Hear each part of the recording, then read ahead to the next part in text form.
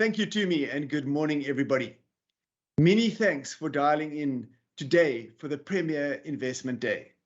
We really appreciate your long-standing support of the Excess Fund range, which is a key range within our business, not to mention one of the longest running fund of funds in the industry, coming up for 18 years. In fact, when the fund was launched in 2004, Nedgroup Investments had about 10 billion in assets under management. Today, we are responsible for over 350 billion rand in client assets. That growth has been because of the long-term support from clients such as yourselves. And we are grateful and humbled for the trust you have placed in us and assure you that we take the responsibility very seriously. Trevor and the team have asked me to share what I feel some of the key trends and challenges facing the industry, and consequently, where Nedgroup Investments is focusing our attention. I have identified 6 areas that I hope will give you a taste of our priorities and thinking. I always say the number one focus area of an asset management business has to be to relentlessly focus on delivering long-term performance. And that is what both the multi-manager team and the underlying managers need to obsess about. They do and will continue to do so for the benefit of you and your clients. There will be inevitable periods of short-term performance. It would be so much easier if there wasn't, but that's just not the reality. But our job is to communicate honestly and timelessly and to keep our focus on that singular long-term goal. Linked to that is the second key focus area, which is around making sure that clients then actually receive this performance and don't emotionally switch in or out at the wrong time or delay investing because of nerves or apathy. There are some of the areas where we think this is where good advisors add most value as coaches, teachers, implementers, and most importantly, as psychologists. We've hired a behavioral scientist, Amy Jansen. We've written a coffee table book to try to assist both ourselves and advisors in communicating this key role that you play and to ensure that it is genuinely appreciated by your clients. Thank you for all the positive feedback on the book. And if you haven't yet received your copy, please make sure to chat to your Nedgroup Investments contact person. The third focus area is global. With all the negativity in South Africa over the past decade, we've seen a significant increase in interest that wealthy South Africans have shown in looking to invest their money globally.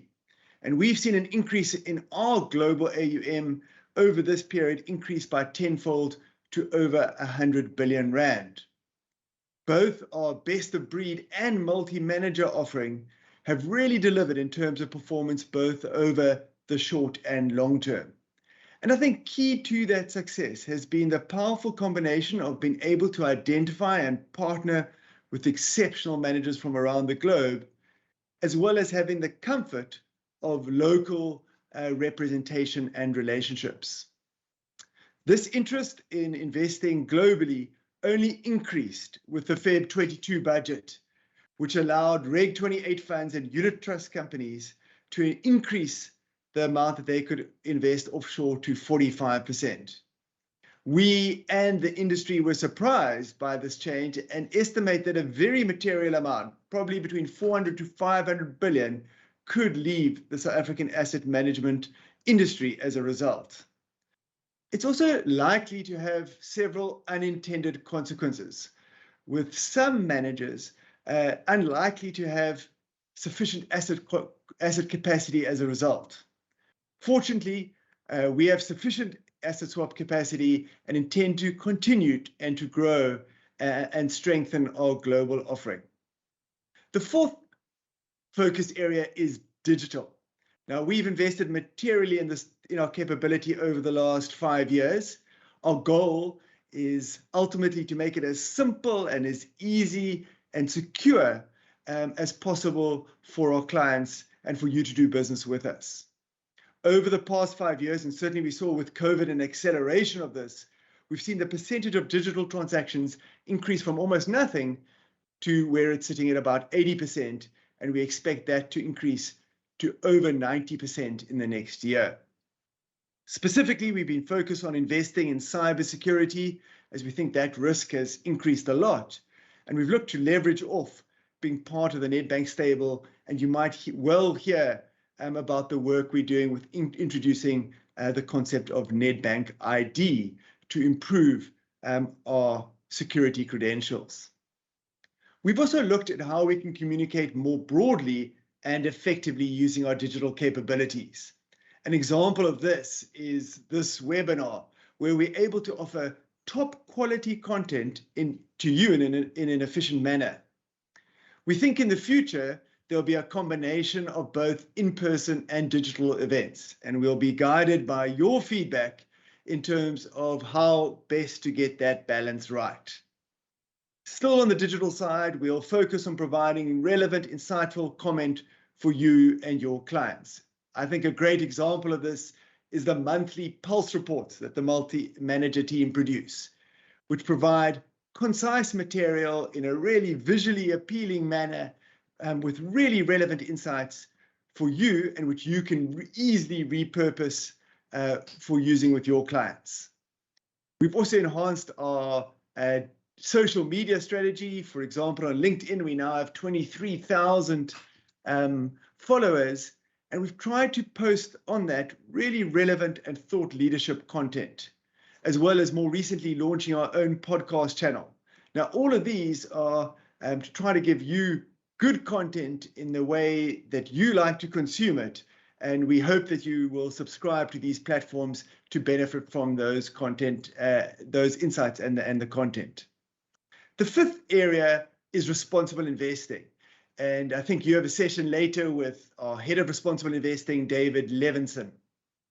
Now, this is a very important area that is sweeping all asset management globally and in South Africa, but it's also very complex. And we've identified a range of priorities where we believe we can make the most meaningful and authentic impact.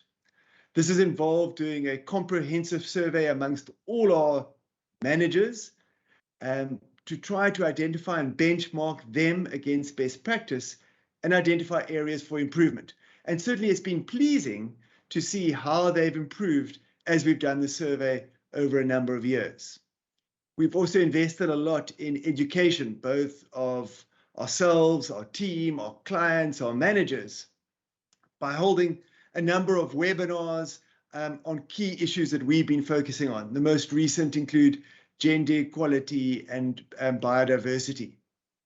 And the final area that we focused on is in terms of making it very transparent to disclose clearly how all the underlying managers vote on your clients' behalf on key issues impacting the companies they are invested in. The final and sixth focus area is to be very aware of the various regulatory issues and changes that are going to impact the way both you and our business operate. Again, we have a session later today with one of our legal experts, Denver Keswell, who will go into more detail. But this includes quite material changes in terms of retirement regulations. It's important that we all get our minds around that. Also top of mind is considering the likelihood and implication should South Africa be grey listed. This would increase the already large regulatory burden on all of us and unfortunately negatively impact the client experience.